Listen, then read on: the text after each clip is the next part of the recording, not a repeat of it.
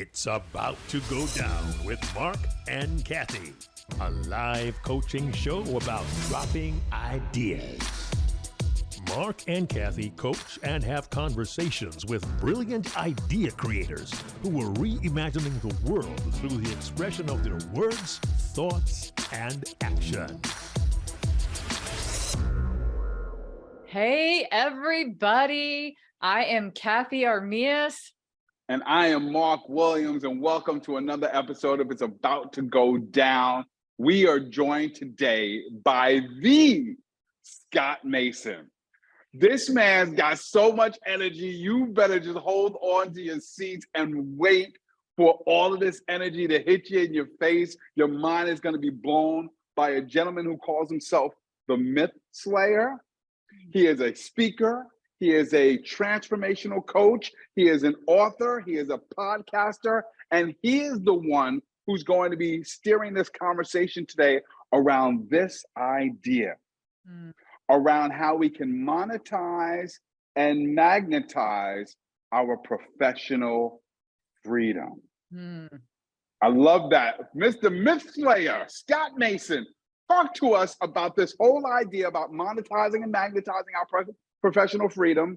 Why are you talking about this? And why are you the one talking about this?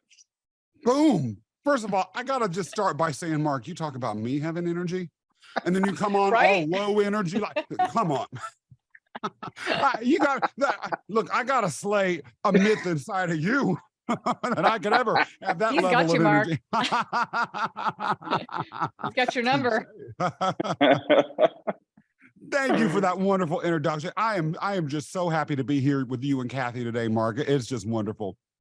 So why this idea? Let me start by saying that the most powerful transformational ideas that anyone can have, in my opinion at least, are those that they have experienced themselves. There's no one better positioned to explain how any man, woman, or anyone else could become a hero than someone who has had to get on that ship, sail against the waves and against the headwinds, face the monsters, slay them, go to the underworld, and then climb back up with a revelation than those that have been on the journey. Why me? Because I've lived it.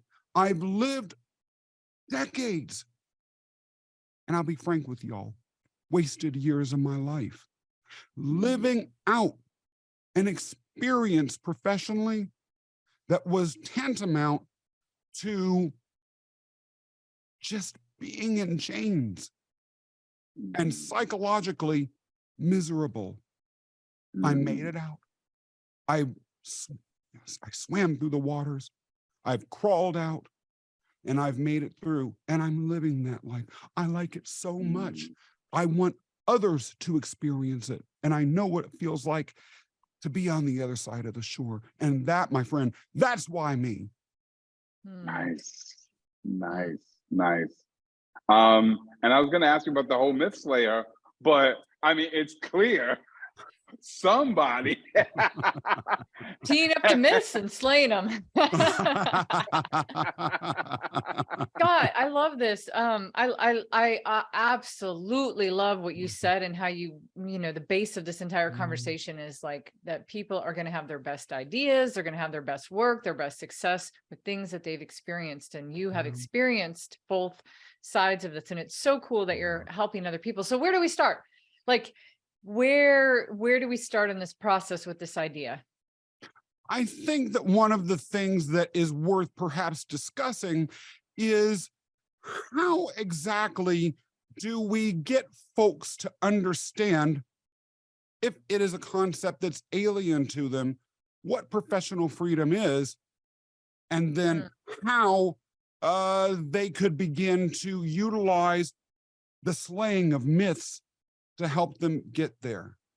You know, Cathey, during my many years in which I was living a professional life in large organizations that I didn't really fit into, and in which I wasn't appreciated and felt slapped down. And in my case, I was even at one point told by a boss in front of my staff and colleagues that I should commit suicide.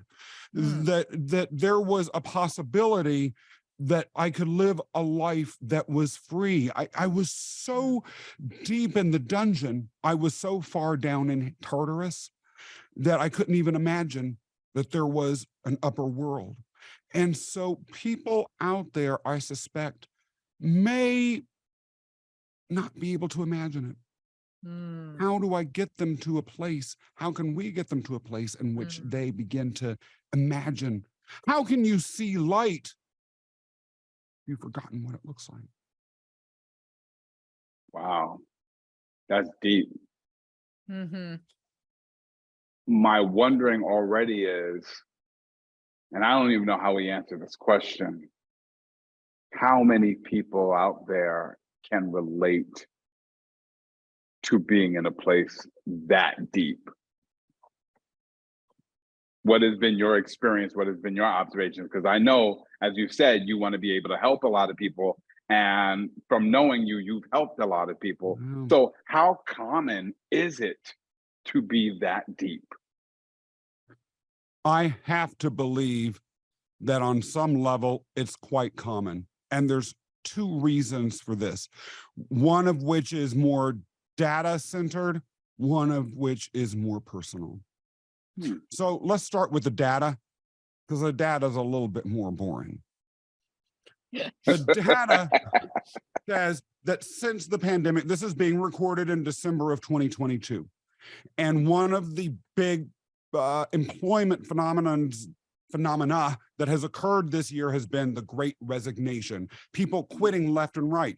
And in some sectors, City of New York government and State of New York government in particular, there have been news reports that have said that this Great Resignation has been so dramatic that there are entire government agencies that can't function because everyone's quitting and they can't hire them.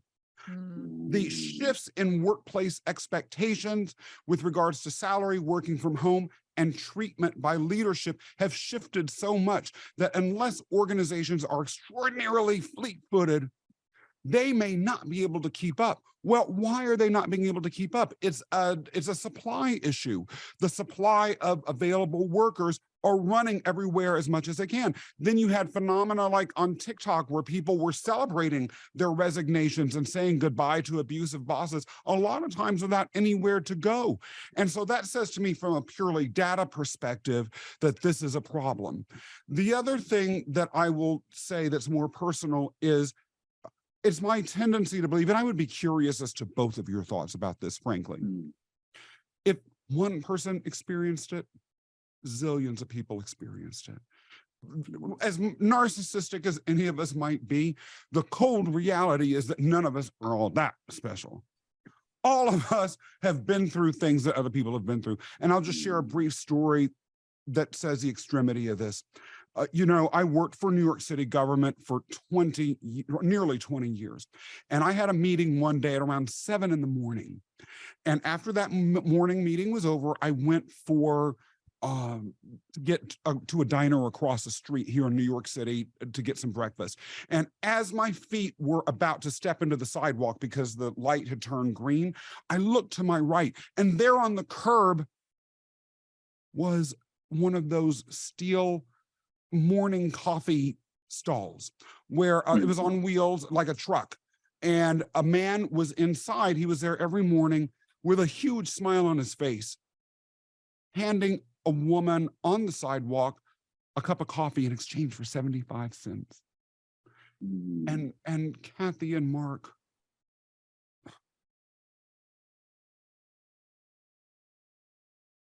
I'll never forget looking at him. And inside, I just felt nothing but hatred and envy of that man. Why? He was smiling. He was smiling. I remember feeling, how dare he feel joy? How dare he smile? What's his problem? I could not have been the only one. Maybe I was the only one who was reacting that way inside. I hope in a way that I was, but I don't believe that's the case. I think a lot of people probably feel that. It might not be that exact situation, but who are so far gone that the thought of pleasure, of someone feeling happy, is something that either they shut off from or that they actually would hate another human being. And let's face it, all you need to do is go on Instagram or TikTok and you see haters. There's a lot of people out there. That's why I think personally this issue is quite common, Mark. Wow, what a story. Yeah, Scott, when you were talking, I was thinking too, I mean, life is so fluid, right? For many of us, there's going to be moments where we might feel these extreme feelings of hopelessness or loss or despair, or how you describe not being able to imagine something. And when you said where we kind of start is at the imagining, it really made me think too, tying it to the guy with the big smile, giving coffee to people for his work and how much joy it must have brought him to not have the job that stressed him out. Isn't that from the beginning such a subjective thing, right? So you're probably trying to help people, and you said it, like, you have to first determine what freedom means to you. What does it really, really mean to be free? And are you really free? I would even ask yourself, in some scenarios. But I like that as such a powerful, I don't know, such a powerful start to where you start, because it's like, first of all, what does it mean to be, what does freedom mean to you? Does that mean just being able to make your own hours? Is it the financial piece? Is it the family piece? Is it time? Is it location? Somebody might not want to live in New York. I mean, I'm not saying that. I'm not going to talk to two New Yorkers. Watch it. I don't know any of those people. I know you don't. I know you two don't know any of those people. But it could be any of these things, right? So anyway, yeah, I love this. When you yourself got to that space where you were feeling hate and anger and angst and stuff, what did you imagine? What were you imagining as your ticket out, or your different life, I guess? I couldn't imagine. I went to a career counselor because I sensed something was gravely wrong. And I remember telling her, I felt like a deflated raft on in the ocean next to a rocky cliff with really tumultuous waters tossing me around. But without that ability to float, I was inevitably circling down into a drain. You know what was weird about it, and I also suspect this is something that more people than just Scott Mason experience. At that time, I had a job that was almost unbelievable. I mean, at least externally, I had very good pay, especially for government. I had an office that's bigger than my entire apartment that I live in. It had its own walk-in closet, a coffee table with books on. Yeah, it was like waist to ceiling windows overlooking the Hudson River. People, if I said my computer needs attention, for instance, people dropped everything they were doing and got to that office to make sure that I had my computer fixed in that moment. Ideally, it seemed perfect, but it was awful. Awful. And so I couldn't even imagine. I just knew that something was wrong. Now, just last night, Cathey, I will say I spoke to someone who was ready for a transition, who is retiring, who seemed to have a better sense that she needed to shift. But I wasn't at that place yet. I was, or I guess, or I wouldn't have seen the career counselor. So maybe even identifying, well, how do I know that the person is, if I'm that person, how do I translate that sense that something is amiss into, I need to slay some myths that are keeping me living as that person who hates someone just because he's smiling when he gives someone a cup of coffee. Pretty pathetic. I'm just like thinking about this is embarrassing. And yet it's fascinating, right? Because as you set up that story, when you got to the part where you said you hated him, that story took a turn. I don't know about you, for you, Cathey. That Yeah, no, story took a turn. I was like, what? And that's what I find so fascinating about it as a potential, segue or access point in to your entire message, because it's just a person walking down the street. We've all seen people selling coffee on the street, what have you. And then to get to that point where you explain that it's hatred, and what I wrote down in my notes is, but it wasn't hatred, right? It wasn't about hating another person. Yeah. It was about, and I don't even want to say it's about hating yourself, but there was a despair. There was a feeling of being shackled. I love the way you visualize, talk about metaphors, the deflated raft on the cliff, the inability to float going down the drain. That then self-reflection that then took you to somebody to have a conversation. I think that helps to explain, what professional freedom is not. Mm-hmm. And as we talk about what it's not, that makes me think about the myths, right? And it makes me think, I guess there were some myths that were in your head. Oh, yes. Took you to that place. Yes.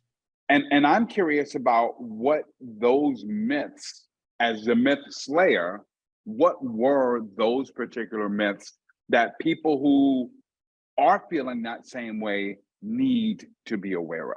Yeah. So I'm going to step back a little bit, and I was experiencing multiple myths. And this situation, although not the only one in my life, was probably the most dire, in that I was living out all of the myths that I'm about to describe to you. So I've studied and been a fan of, an addict, all of these things of Greek mythology since I was 9 years old. Everything that I could read about relating to these stories I have since I was a child. I'll never forget the first second that I saw a book on Greek mythology when I was 9 years old. I was electrified, and that cover image has defined who and how I view myself, the avatar that I have, ever since. Now, I just turned 28, so it hasn't been that long. Just kidding. But that being said, I've been studying this stuff, just for 3 or 4 years. Well, when you said 75-cent coffee, I was like, okay, when was this, Scott? Yeah, I didn't mention that I had gone to work that day in a covered wagon, now had I? Right. I was like, you ate very well. Right. So, after a lifetime of studying these, you realize that myths, particularly Greek myths, which is what I focused my interest on, can be broken down into a number of different genres. And some of these myths are positive. Some of them, though, are negative, or they're cautionary tales. There's 5 types that I've identified that I call toxic myths that I was living out and that people tend to live out. And I'll briefly explain what each of them are. First is the tragic origin myth. That is when the circumstances of your birth dictate your life outcomes. I was living that one. Number 2, the social myth. When you do things because of social expectations. Everyone in my family told me, Scott, you need to be a lawyer. Okay, I'm a lawyer. Oops. Number 3, the ritual myth. The ritual myth occurs when you confuse the explanation for a series of actions with a justification. I was traumatized as a child. Therefore, I will traumatize others. I was traumatized as a child. Therefore, I will live my life repeatedly traumatized, are examples of the ritual myth. The underworld myth is one in which you are living in spiritual, emotional, or intellectual darkness without any hope of ever leaving, just as when in Greek mythology, you died, with very limited exceptions that are relevant to this conversation, you drank water that would cause you to forget who and what you'd been in the upper world, and you were left wandering as a zombie-like shade for all eternity. That's the underworld myth. Then finally, there is the apocalyptic or doomsday myth, in which you believe that everything that is going on in your life is ultimately a predicate to catastrophe.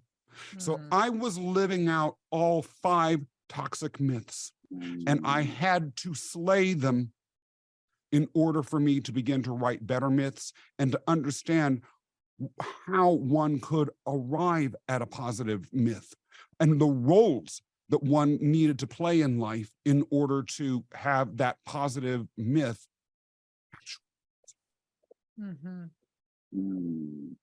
Does that even begin to answer your questions?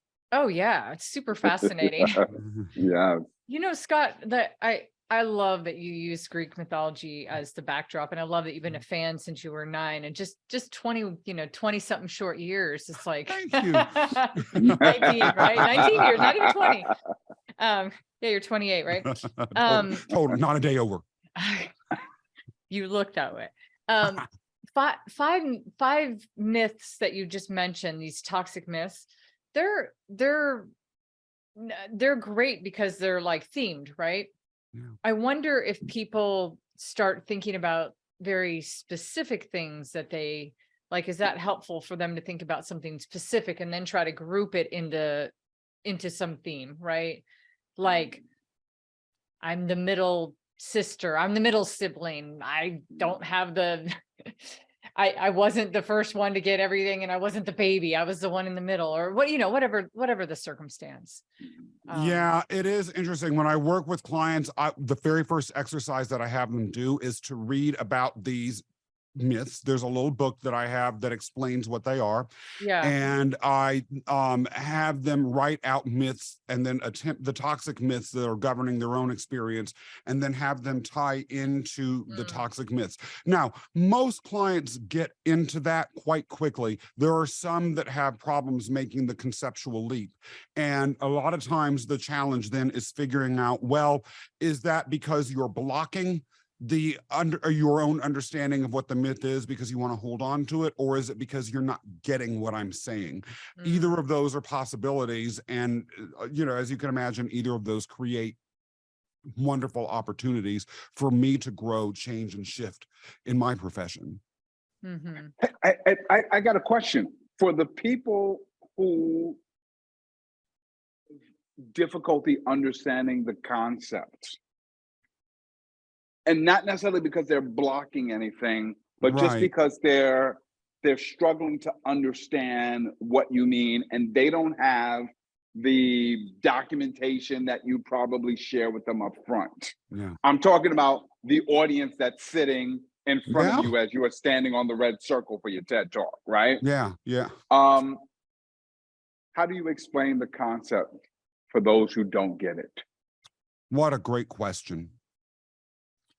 My attempt to explain is that myths are stories that create an identity. Now, the reason why I say that is there's a whole body of literature, which I don't get into when I'm having a conversation with someone during a client discovery call, about what is a myth? What is mythology? Is it a group of stories that were poetic inventions? Were they religious stories? Were they stories that were moral transmitters? The best definition that I've been able to read as to what mythology is that it is a group of stories that defines the identity of a people. They resonate because they speak to the individuals within people. Greek mythology has lasted for probably at this point 4,000 to 6,000 years, because it resonates with a wide variety of people across cultures. Although we call it Greek mythology, and that's the location that it originated in, it really is world mythology at this point. Everyone knows at least something about it. No one has never heard of Greek mythology. No one. And so if we think about mythology as the markers, the stories that define the identity of a people, if we narrow that down to the individual, the story, a myth, a personal myth, is the story that defines the identity of you, Mark, you, Cathey, me, Scott, Jane, Joe, whoever schmo that might be listening to or watching this amazing show. Those are their personal myths. Mm-hmm. Ooh, Scott, this work is so good and deep. I'm just curious. I'm gonna pull it back for a second because I have a question to ask you. If you were giving this in a TED talk and you had this, like you have a 15-minute talk, what's the thing that you're trying to get? What's the thing that you're trying to ultimately get to? What do you want the person to get to? Wow, what a great question. I would want them to get to the idea that the stories that they have been telling themselves that have trapped them can be categorized, and with that categorization, understood, changed. So they can be free. So they don't have to experience. And I understand what you're saying, Mark. It wasn't really hatred of him. I didn't know him from Jack. He'd done nothing to me. But to feel like you hated a total stranger just because he was giving someone a cup of coffee with a smile. Oh, I mean, you would have hated Mark Williams if you saw him on the street then. There would be a whole lot of hatred coming his way. Totally. Mark, don't ever smile around me again.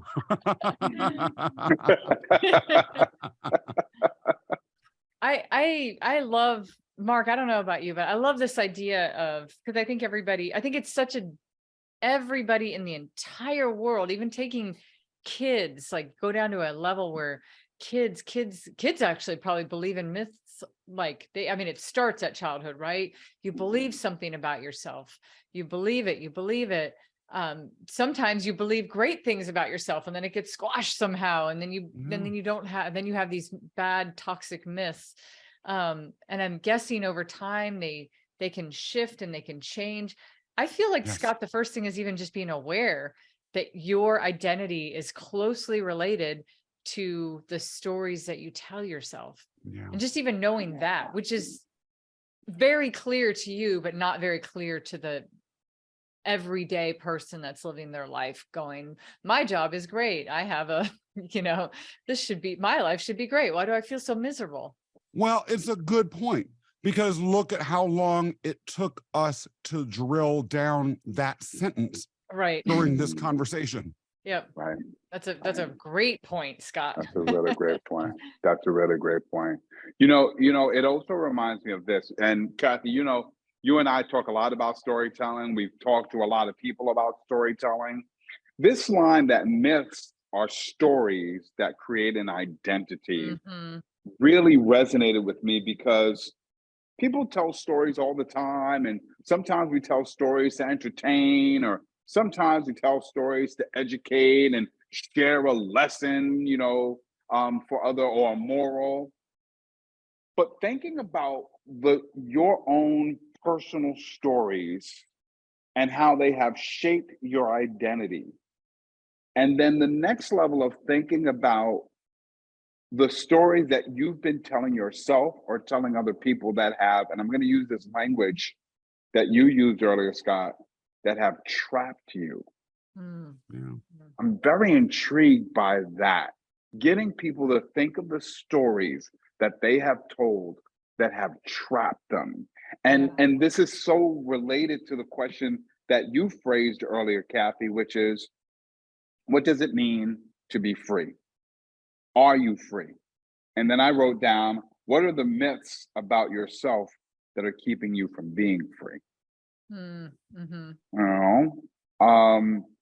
So I find that to be very interesting, and I think for those who might get lost in the world of mythology, and I agree with you, I don't think there's anybody who doesn't know mythology at this point. When you break it back down to what'd you call it, a discovery call? Yeah. That was interesting. A discovery call or an identity myth was very interesting. I'm really wrapping my head around that. It's interesting though. First of all, I want to just thank you both in the middle of this conversation, and I'm sure I'll thank you again at the end, for being such incredible conversationalists. That needs to just be stated. Everyone who's listening to this or watching it knows this, and all your show's fans know it. But hey, people like to have their points of view reinforced, so they're going to get it reinforced right now. But in any event, it's interesting. I just want to throw out in terms of what you just said, Mark. One of the things that I believe most strongly that my clients need to understand, taking away from the lens of mythology as a transformational tool, and this goes back to the idea of what is freedom, is that their goal should not be, as many people clichéedly assume when we start to talk, that they will become a hero. Now, because of a very famous scholar whose work, by the way, is quite controversial, but he's really captured the public imagination, by the name of Joseph Campbell. A lot of people understand mythology purely as a vehicle for telling something called the heroic journey, which is a particular mythical arc. And so you hear people all the time saying, I'm the hero, I'm the hero, I'm the hero. Again, his work is very controversial amongst those that study this area. But I will say this: hero is a transitory phase. You're not a hero for the rest of your life. You are a hero. A heroic journey begins and then it ends, either tragically or triumphantly. Now, thinking about Greek mythology specifically, not about any other particular society's myths. When a hero accomplished their goals, if they accomplished it successfully, they experienced something called apotheosis. Apotheosis, I mentioned earlier, when you died in Greek mythology, you drank from this river and you lost all of your memories and identity and wafted around as a shade in the underworld for eternity. But if you were a successful hero, you were given a special dispensation. You went to a place called the Isles of the Blessed, where you retain your memories and your identity forever. And in fact, you could even travel back to and from Earth. And if you were really, really special, you were translated into an Olympian deity. That's what apotheosis is. And so I urge my clients to have as a goal being an Olympian. Olympians were fully self-actualized. They dealt in creation. They were, and no one would argue with this, empowered. And one other thing, they demanded tribute and respect. You didn't, my personal Olympian avatar is the sun god Helios. You didn't cross him unless you liked the idea of every plant and everything in creation dying. You didn't cross Athena unless you wanted to be turned into a monster. You didn't tick off Zeus unless you liked the idea of a lightning bolt hitting the very top of your scalp and killing you instantly. They demanded respect and they got it. And to me, part of what freedom is embodying all those things. It's embodying creativity. It's embodying the ability to fully actualize in the world. It is embodying the ability to command respect. Because part of what people are suffering in these organizational environments where they're miserable is a lack of all of those things, of autonomy, of respect. I mentioned earlier, I had a boss tell me, and I'll quote, this is a dramatic story, but people need to hear it. I had a boss tell me in front of my, like I said, my staff and my peers, that I was so stupid that I should buy a gun and point it to my head and inside my mouth and just shoot. Now, people suffer that. I didn't take it like an Olympian, and if I had been an Olympian, she wouldn't have dared to say that. I needed to change, and I want my clients to experience that as freedom. Wow. Yeah. Yeah. Wow. Scott, it's so good, and there's so much there. I want to keep going back to this thing that for me, like when my brain's like trying to process everything you're saying, I think you were going there too a little bit, Mark. I go back to the person that's hearing this for the first time and it's like, whoa, that's a lot. So how do I bridge that normal person that isn't in that space? And there's a lot of great things here. And one of them that stuck out to me a little bit too was like, what's trapping you and what are you trapped behind? Like, that's something that, I mean, you could start, I feel like starting with those steps with people is a great place to get people to think. If you're trapped by anything, what are you trapped by? Why wouldn't you be able to move from the town you're in if you wanted to? Why wouldn't you be able to take another job? Why wouldn't you be able to, whatever it is? Because then you could really identify what's trapping you. And so I don't know, that was something that stood out to me. What do you feel like when you, especially because you probably deal with this a lot when you talk to new clients, is where are those spots where they're like, I get it. I really make this connection. There's a breakthrough. I understand my myth. Yeah, so far, and the program is designed this way. So far, I take them on a journey to explore their myths that they're living out, the roles that they're playing in those myths, and from the beginning, ethics. What are their true values? And then we tie them together. I call this visiting the Oracle. Now, for those who don't know, who might be listening or watching, the Oracle was not just a character in the Matrix. Although she was pretty badass. The Oracle, the original Oracle, the OG Oracle, was the priestess of the god Apollo. She lived in a remote town called Delphi, or Delphi, can be pronounced either way. And you were allowed to go to her and ask her one question only, and she would give you an answer, and it was always true. And by the way, her, just as an interesting aside, all of her answers were transcribed, and we have them to this day, and they did come true. They did, startlingly so. So I believe that all of the mythological characters are really just representations of aspects within each of us. All of us have the Oracle within.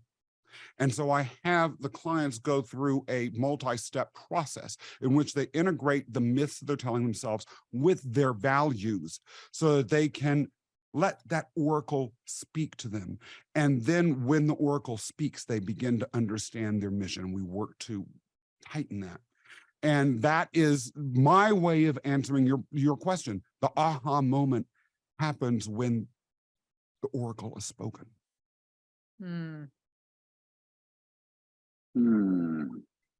I feel like there's still, okay, so here, let me try to explain this, and maybe this will help for this context. Please. You have a whole process, which it sounds like it's so, like, it's very detailed, it's very intricate. How do you create a standalone, how would you create a little standalone speech, talk, something that was a little bit more like the entry point in? Yeah, I mean, there's the a couple little door to the big door kind of thing. Yeah, that's interesting. So there is a webinar that I have, and that webinar basically boils everything down to 35 minutes. And it really does simply say, look, this is the process by which if you are suffering this problem, this is, which by the way, you've helped me actually rethink how I frame it. We'll talk about that as the conversation goes on, I'm sure. But it really is dislodging toxic myths so you can ignite the charisma within and then magnetize and monetize professional freedom. And literally, I just go, these are the main points. We work to identify and dislodge the toxic myths. We visit the oracle so you understand your mission. We ignite the charisma within, and then we develop a professional freedom roadmap. Gotcha. Does that answer your question? Yeah, In a way that makes any sense or is of any utility? No, it's really good. So so the thing I'm talking about is probably one more dial down, right? Because if there's like this whole program and thing, and there's your body of work, and then there's like a webinar that kind of explains it, there's maybe one more down that's like TED Talk length, or it's like could even be, I hate the word, I can't stand the phrase like your elevator pitch or something. I don't know. I'm not a fan of that, but it is kind of this distillation of making somebody, I mean, it's what all marketing is about, right? You see an ad, the ad might not say that much, and it's like, oh, I feel very attracted to that, whatever that feeling or that thing that I'm trying to convey. So the marketer in me is kind of like, keep making the door a little bit smaller so that somebody could enter into it before they buy into the bigger program, bigger thing. And it could be as simple as like, you're living your life right now for sure with toxic myths. If you can identify that, you are already like one huge giant leap step to a freedom that you know nothing about at the moment, or so, something. I'm kind of just distilling on the moment. Yeah. Something in that. No, I like it. I mean, really, when I think about who the appropriate person would be for this program, it is someone kind of, but it's not quite as well put as what you just described, to be absolutely candid, which is that if you're stuck or stagnant in your leadership or your career, dislodging toxic myths to ignite the charisma within could lead you to magnetize and monetize professional freedom. That would probably be the best that I can come up with now, that I've said, that's most succinct. Boy, pronouncing things like I'm only in fifth grade. I really am only 10. Really. Can you tell us a little bit more about the word charisma? Yes. As we tie in what Cathey is saying, I've heard you say dislodge the toxic myths to ignite the charisma within. What made you choose that word charisma? What's the deeper meaning behind that? Charisma, as I define it, and it's a word that it has a lot of different definitions. So I believe in defining it for the purposes of any conversation that I'm in that's substantive at all. Charisma is the ability to magnetize a desired outcome. In other words, to command attention so that you could magnetize a desired outcome. I differentiate that from entertainment, which is the ability to command attention, but merely for diversion. So my homie Post Malone is very good at magnetizing my attention, so I'm distracted for 3 minutes while he's singing circles or whatever, or him talking about his enemies. I'm paying attention, but that's not leading to any outcome other than my diversion. On the other hand, both for good and for bad, leaders are able to to command attention so as to lead to a desired outcome. In Hitler's case, the desired outcome was horrific. In Barack Obama's case, at least in his eyes and to the eyes of those that supported him, his desired outcome was positive. Right. And so if you have connected to your mission, it's my philosophy, going a little bit deeper, Mark, into your answer. If you've committed to your mission and you want to self-actualize, you ain't gonna self-actualize or experience any sort of freedom if no one's paying attention to you. You likely are going to want to transition into a different life phase if you realize you're unhappy and you've identified a different mission. But if absolutely no one will pay attention to you. The minute you come on and start talking, phones whip out or the channel switches, you aren't going to get there. And if you're in that transition, you need the ability to command that sort of attention all the more so, because otherwise people aren't listening. Mm-hmm. Hmm.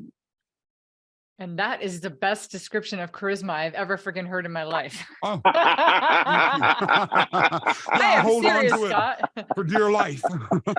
No, it's so good. Like because what a question mark. And then the answer was so much more like to have the parallel of people doing things in the world. And I mean, you use Post Malone or any entertainer, but honestly, there's people walking around in their jobs and in their life that are really their sole purpose is really just to divert or, to shortly entertain. I was thinking of short entertainment. I love that. Right? Like shortly entertain or Yeah. because I think about comedians. I enjoy listening to comedy, but I know that there's no purpose. There's no major purpose for it. Like some of the things that comedians say, you're like, oh my God, I'm not going to ever do that. So it's not like life advice. It's just, yeah, it's observational. And in that moment, it's just kind of small entertainment. But yeah, I mean, I keep going, Mark, I don't know if I feel like a broken record at the moment because I'm kind of stuck in this space of like, I think this is all such a really powerful, like, Scott, you have so much charisma yourself. And the way that you Only because of Mark. only Mark does as well. As do you. And the way that you've brought this together and the way that you're teaching it to people, I think is phenomenal. I really would love that little hook, the tiny hook. Yeah. The hook that hooks everybody, even if they don't work with you. Because to me, sometimes when I'm really thinking of like being the purveyor of a great idea or helping somebody get to that idea, I think the best ideas in the entire world are ideas that can work for just about anybody, even if you're not the one that can provide the help. Does that make sense? Like if you make somebody realize in this world that they are living toxic myths, it's not your job to help everybody get out of that. But I think step number one is like the general idea is like, wow, you could be living behind a bunch of myths and you should know that. And that's kind of, I don't know, in my mind, that's like level one.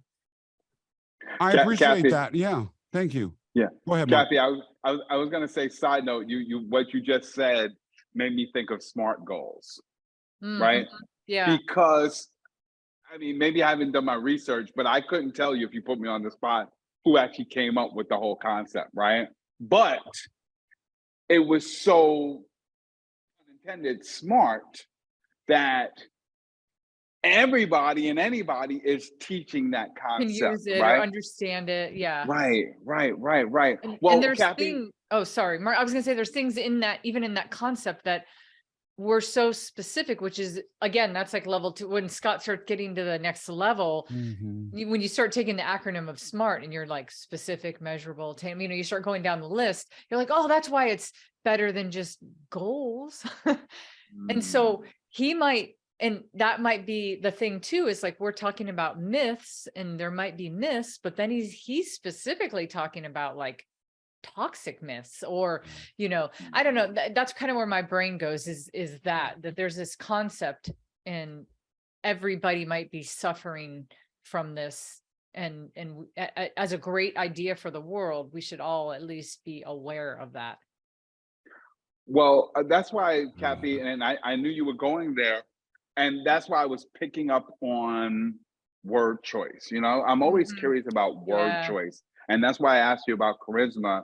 And I think you kind of explained it, but I'm going to ask you about this other word choice and see if it gets us kind of closer to what Cathey is talking about.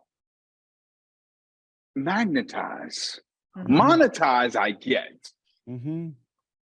Right? We want more money, we want more income. Magnetize. What made you choose that word other than the fact that it starts with an M and monetize starts with an M and myth starts with an M?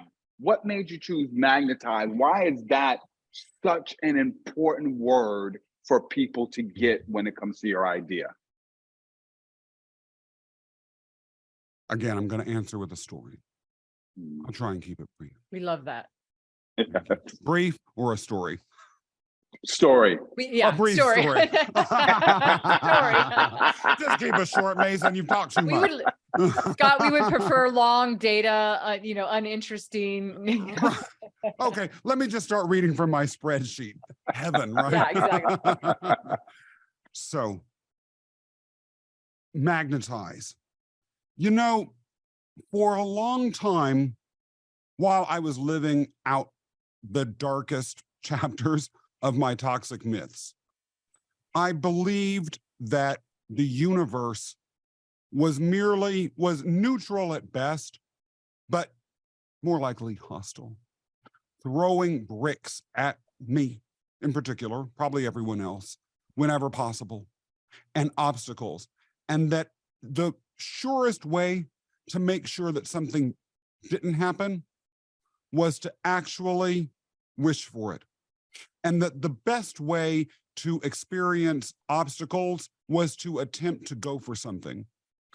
And after I left these jobs that I was unhappy in and began to live out the very process that I walk my clients through, I went through what can only be described as a metaphysical revolution.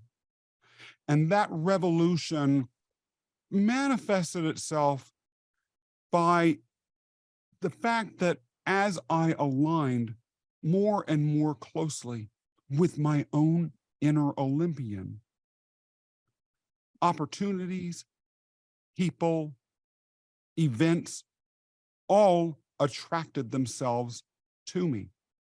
I was like a magnet for positivity, for charismatic people, for cool podcast opportunities, for the right type of coaches and advisors and graphic artists and other people myself. And so magnetization to me is the word that best describes. I don't want people to think, if they're aligned with my viewpoint, that the world will necessarily be something that they are constantly grabbing to get their monetization for, because that to me leads to a furtherance of being trapped and stuck and stagnant and in Hades. I want them to have and experience the world the way I do, which is the good stuff comes to you. It is magnetized. Wow. A magnet for positivity. Yeah. I wrote that down. I know what Magnet for I have positivity. like 2 pages of Scott Mason, like word drops. Yeah, you're like- gonna turn me into a quit machine.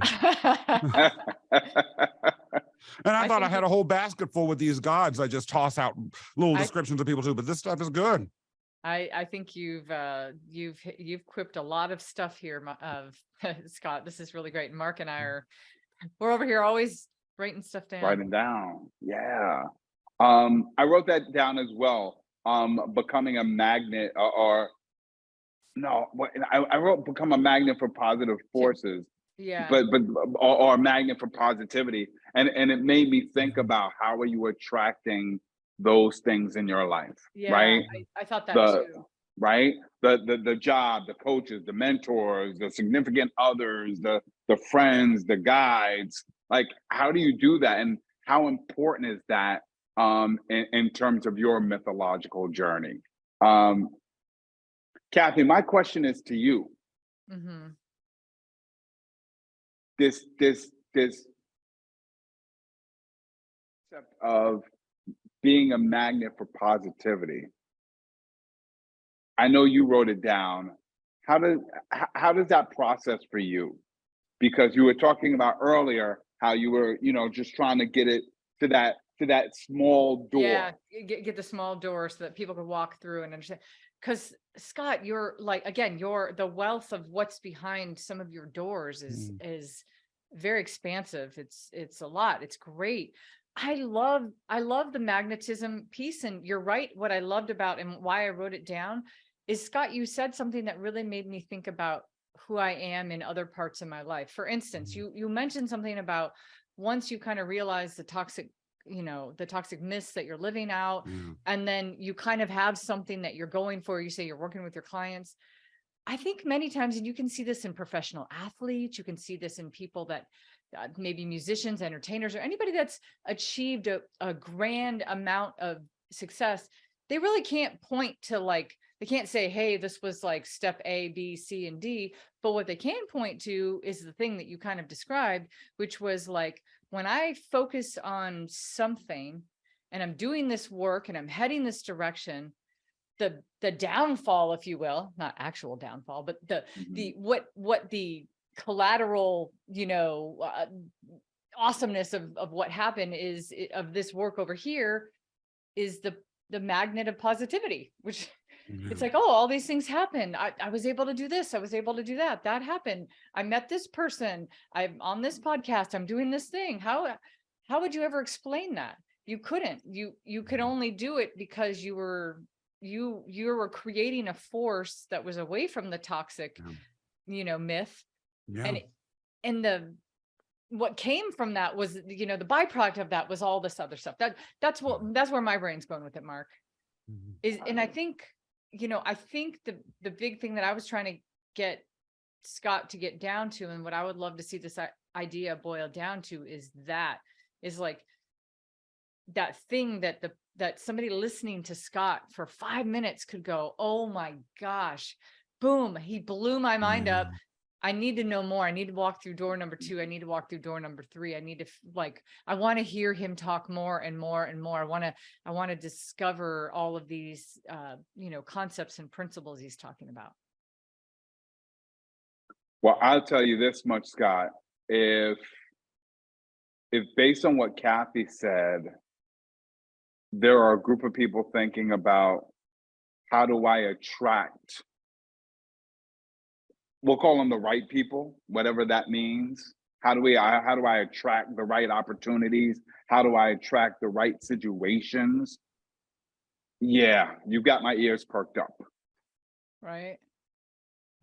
Thinking then about, first of all, word choice really does matter profoundly. Absolutely. And so you're right, on some subconscious level, leaving aside the 3 M's, which again, that was part of the calculus. Keeping it totally real. Okay, Alliteration is amazing. Yeah, you busted that open, Mark. Oops. But thinking about then, well, still on a subconscious level, there's a zillion other M words. I could have used muddy, right? How to muddy and magnetize professional freedom, or anything. How to mollify, mortify, anything. I did choose magnetize. Why? And so, and thinking about, well, the transformational promise is professional freedom. Do you want to, magnetize positivity? Do you want to have these things come to you? A magnet is a passive, I don't want to present passivity, but a magnet, again, through the force, through its own energetic force, basically attracts things to it that are like. And magnetic, we know is a synonym in many respects for charisma, which again, charisma is commanding attention in order to magnetize. And well, look, the word is there, in order to magnetize an opportunity. And so thinking about then a hook and a first level being magnetizing professional freedom, or magnetizing a better life, or magnetizing something like that, to me, based on what, and I want to chew over and I want to hear what you all have to say about this, but magnetizing is a more powerful word than I might have appreciated, because who wouldn't want that? Who wouldn't want to just be someone that stands in a room and all of a sudden all the gold and all of the jewelry, all the shiny stuff is coming at you? Who wouldn't? Right. That was at the core of this metaphysical revolution. That's how I knew. That's what caused me to understand that my life had changed. And it is the base level question then, not wordsmithing at all, but just conceptual. Is the base level question, what are you magnetizing? Is that the thing? Is that really the base level? Because on one end, if you're magnetizing all of this toxic stuff because you believe it, you're being trapped by it, you're being held hostage by it, you magnetize it even more. I mean, if you believe that that's what you're supposed to have, it feels like you are magnetizing it. If you get rid of the block, if you do the thing that you're talking about, Scott, it almost seems like you flip it and then you're over here, and then you're a magnet for positivity, for more knowledge and understanding, awareness, great things. What are you magnetizing? Yeah. What are you magnetizing? That's what I wrote down. I love that question. I do. I have to say, I do too. And that would shut me up if I was magnetizing the wrong stuff. Yes. And if you shut me up, then you've got my attention. And what I like about that question also is there's an accountability built into that question. Like, we're not just talking about magnetic appeal. Like, oh, Scott's so awesome, I want to be around him all the time. Cathey is so awesome, I want to be around her all the time. It's not like getting likes and getting a whole bunch of people to like you and be popular. But that whole idea about what are you magnetizing, what are you attracting in your life to give you the life that you want to have, that is filled with that respect that Scott, you talked about earlier. I love that question. What are you magnetizing? I have to say also, and this is for anyone in this particular audience, one of the most challenging parts of any webinar or keynote, and Mark, I know you know this, Cathey, I don't know as much about your speaking career, but I've seen Mark speak. That's how I first got to know him, and it made an impression. I'll just say that. But is that first statement.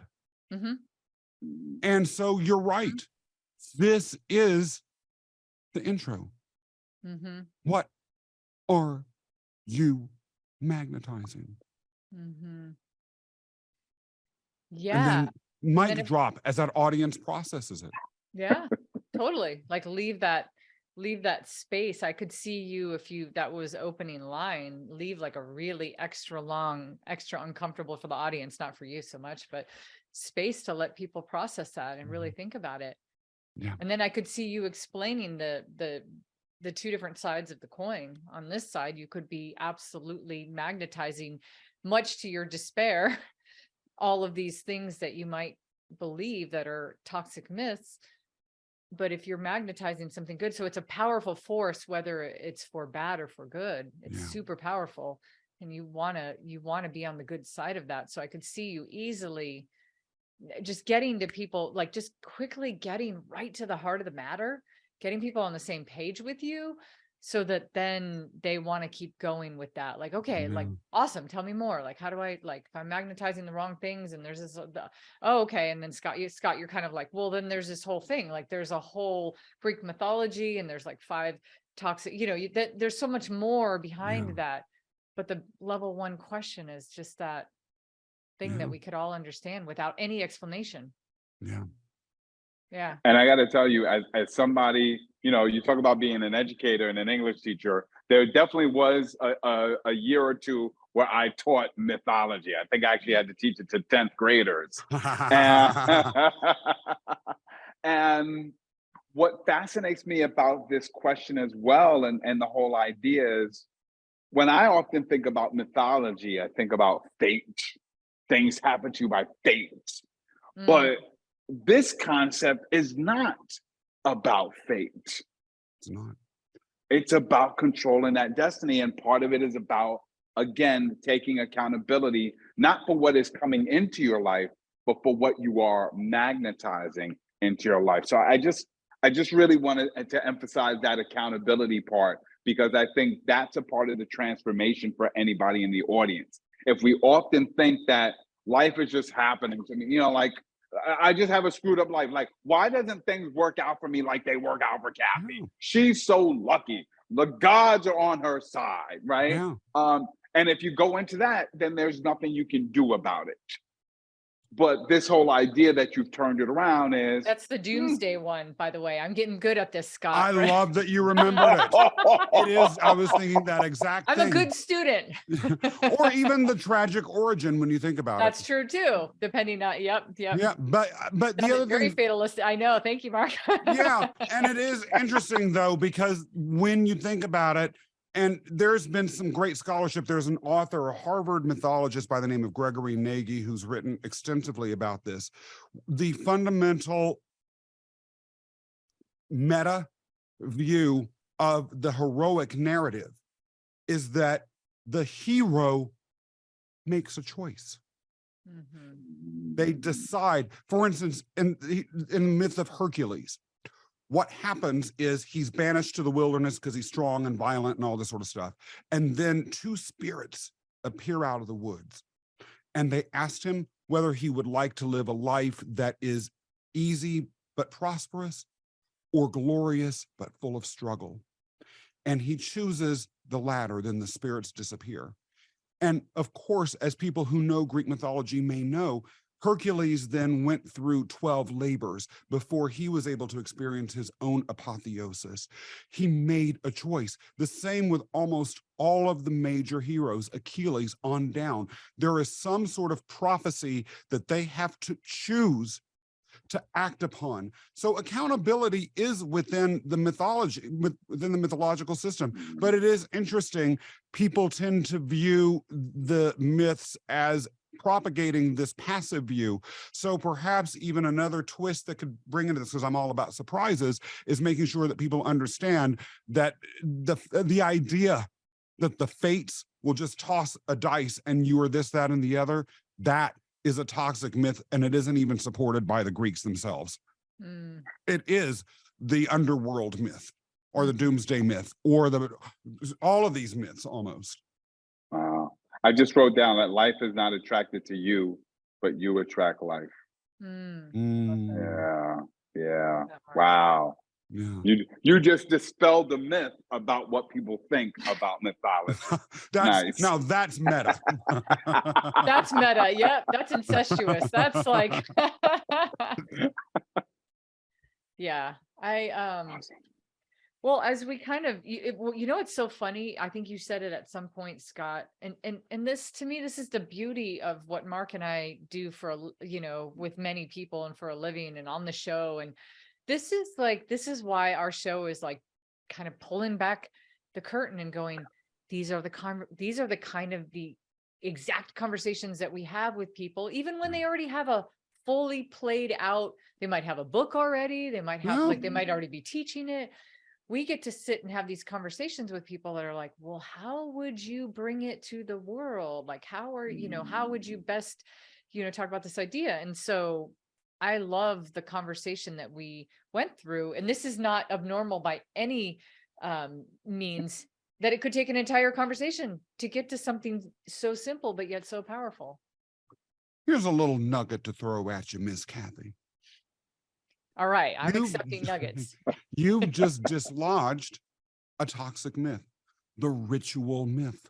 Because what's happening, and what happens to a lot of people, is you are simply living out a ritual, repeating whatever your mantra is, because that's, for whatever historical reason, your business or your coaching practice or your whatever emerged using that. The justification for it, or the excuse for it, ultimately becomes the justification. The reason why it exists becomes your justification for continuing it.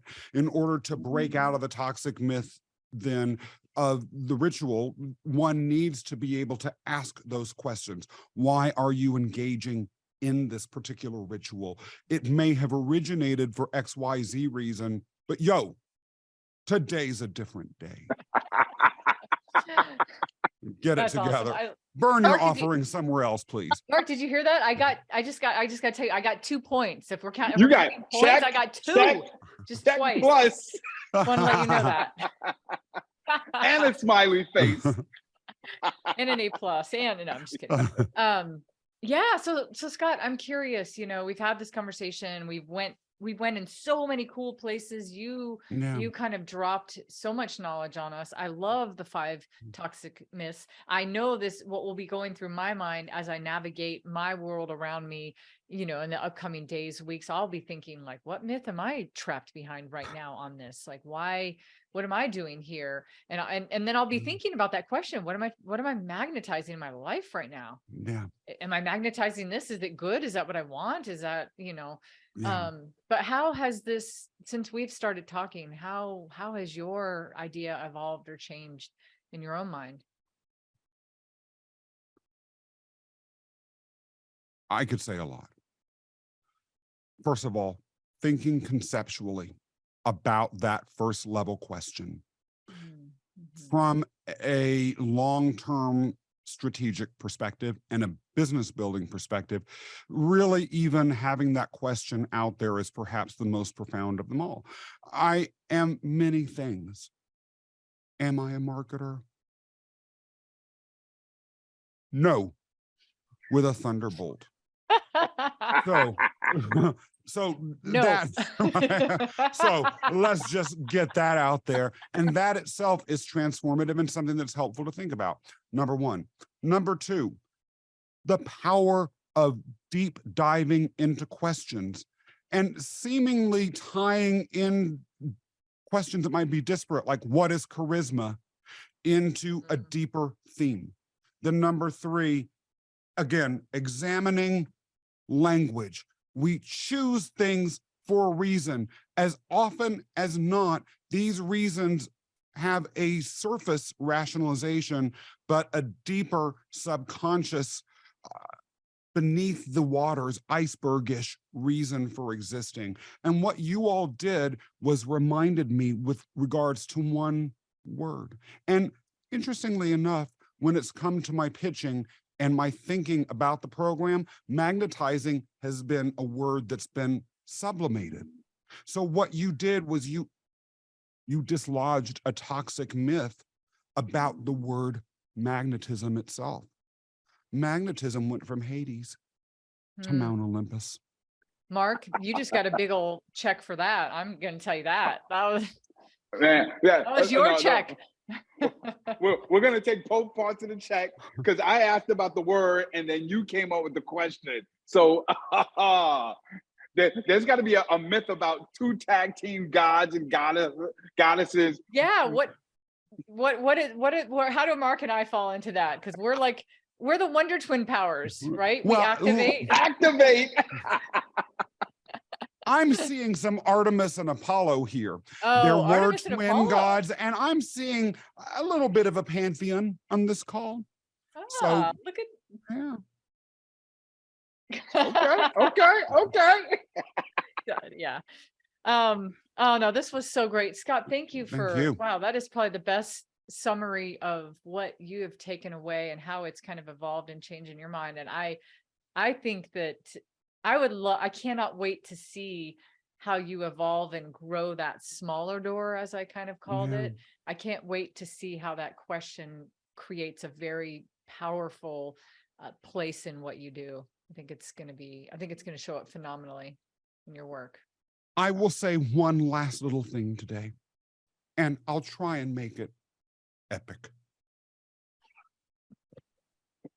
I've magnetized something great today. What? And that's what my program is all about. That was very epic, Scott. Epic. We have to end on that. That is such a mic drop. Oh, I love that, Scott. That was so great, so great. All right, Scott. So our audience has been watching you, and they want to know about magnetism, and they want to know what they've been magnetizing in their life, and they want to kind of follow you and hear more of what you've got to say. Where are they going to find you at? So I'm on LinkedIn at The Myth Slayer.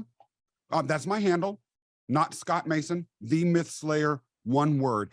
Every day I post something relating a specific Greek myth to a transformational lesson. And I try and add some pretty fun pictures or videos too.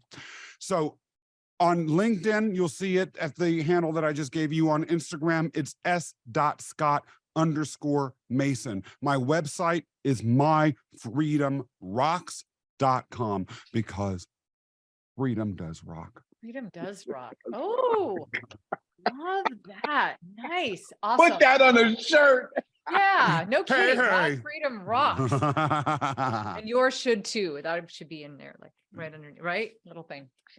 Awesome. Well, for everybody watching, thank you for watching. If you have an idea that you're like, wow, I was listening to Scott and I was thinking about all of my, what I'm magnetizing, and I want to magnetize an idea into the world, and Marc and Cathey need to talk to me about that, please find us at our website, which is it'sabouttogodown.show.com.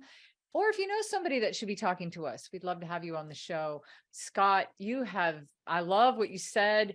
You've magnetized a great show here, great information, and I can't wait to see where this ultimately ends up. So thanks for being on our show. And for everybody watching, every time we're always out there talking, and all we're trying to do is get all of these ideas to get out there, because it's about to go down.